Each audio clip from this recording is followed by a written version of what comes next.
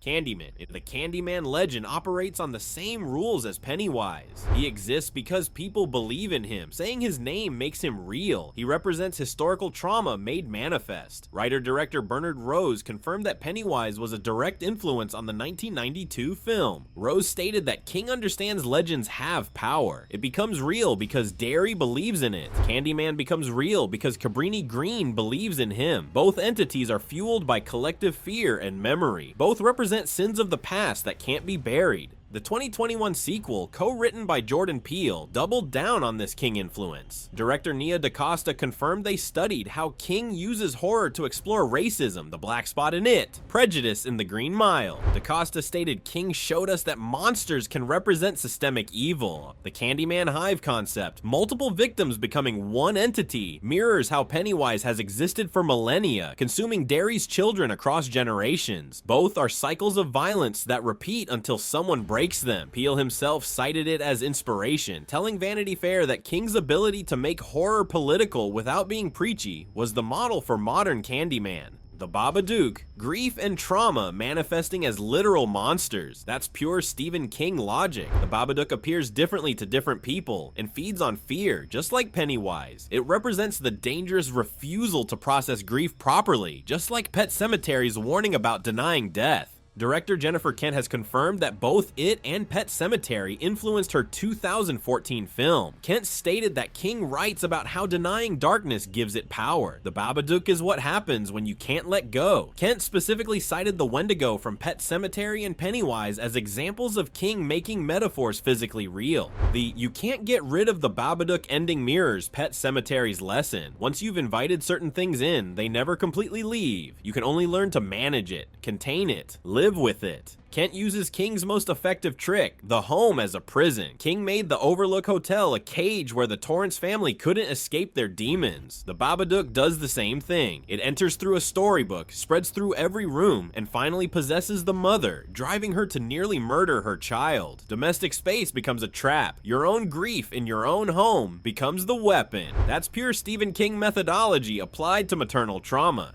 The entity, it follows. This is a pure Stephen King methodology. An unstoppable curse that follows you relentlessly, can look like anyone, moves slowly, but never stops, and only you can see it. Director David Robert Mitchell has confirmed Christine was a major influence, an unstoppable force that follows you everywhere, slowly, inevitably. Mitchell stated that Christine is about being hunted by something that never stops. Like Christine, the entity is patient. It doesn't rush. It knows it will catch you eventually. The entity's shape-shifting abilities mirror that of Pennywise, allowing it to appear as different people. Mitchell admitted he studied how King uses familiar faces to make horror personal. The entity appearing as loved ones creates the same emotional violation as Pennywise appearing as Georgie. Mitchell also noted King's influence on the film's metaphorical approach, pointing to how King uses monster stories to explore real fears. Bullying in Carrie, addiction in The Shining. It follows uses horror to discuss sexual anxiety, just as King uses monsters to discuss human problems. Samara Morgan, The Ring. The American remake transformed Samara into a more sympathetic villain, and screenwriter Aaron Kruger confirmed this came from studying Carrie. Both are young girls with psychic powers. Both were abused and feared by parental figures. Both were locked away by terrified adults. Both became monsters because of how they were treated. Kruger stated that Carrie showed the scariest villains are victims who gained power. Like Carrie, Samara didn't ask for her abilities. Like Carrie, she was locked away. And like Carrie, her death didn't end her revenge.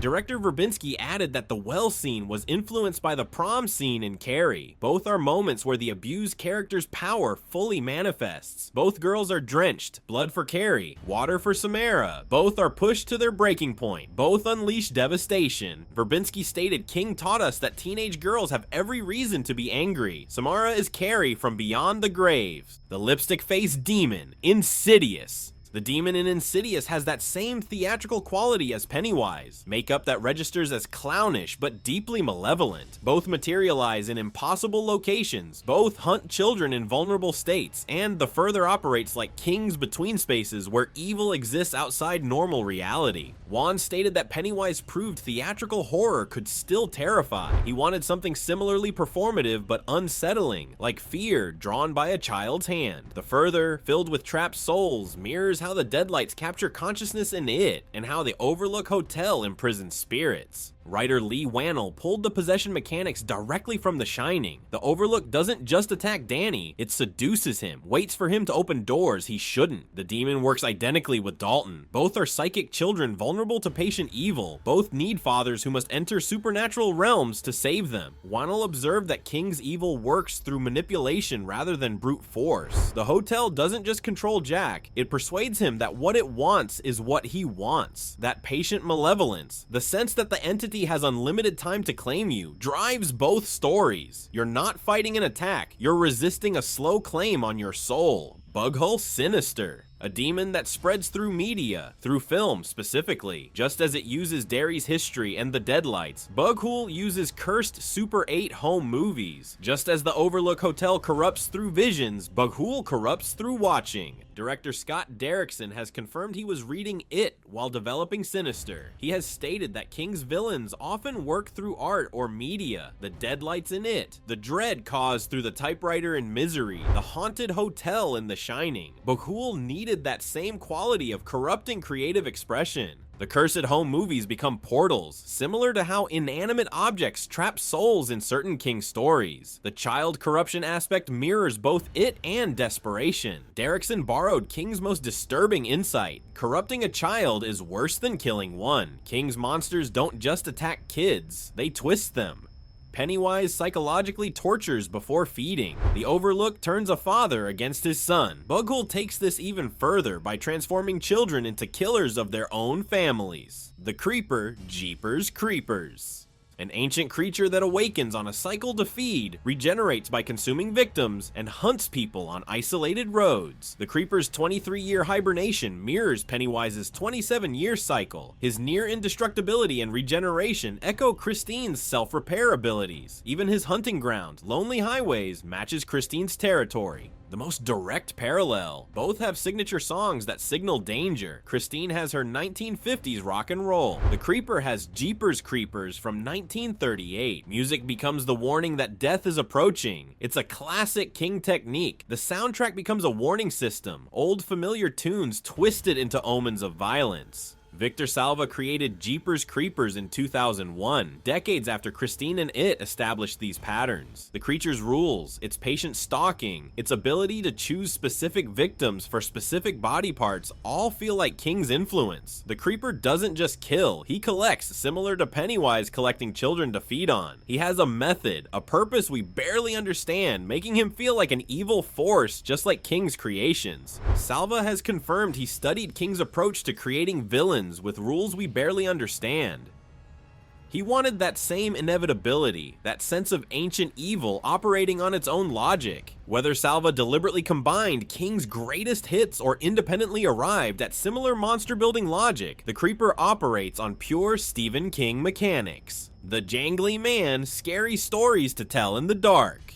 The unnatural movements, the impossible contortions, the way he appears when kids are isolated and vulnerable, the sense that he's enjoying their fear. The Jangly Man feels like Pennywise's twisted cousin. Both stories are set in the 1960s, featuring groups of kids battling supernatural evil. Both creatures work in ways which defy human anatomy in ways that trigger visceral disgust. Both seem to feed on terror rather than just causing it. Guillermo del Toro produced Scary Stories in 2019, right after the 2017. It adaptation proved King's approach to monster design still works. The timing matters. Del Toro has openly discussed his admiration for King's work, calling Pennywise one of the definitive child versus monster narratives. The Jangly Man's introduction, emerging from spaces too small to contain him, mirrors Pennywise crawling from drains. Director Overdahl has mentioned studying the 2017 It adaptation while developing the film's monster sequences. The most disturbing similarity is their shared expression. Both wear a knowing smile that reveals intelligence and intent. They're not just killing, they're savoring the psychological torment which elevates them beyond typical movie monsters into something genuinely malevolent. Which connection surprised you most? Drop a comment, smash that like button, and subscribe for more deep dives.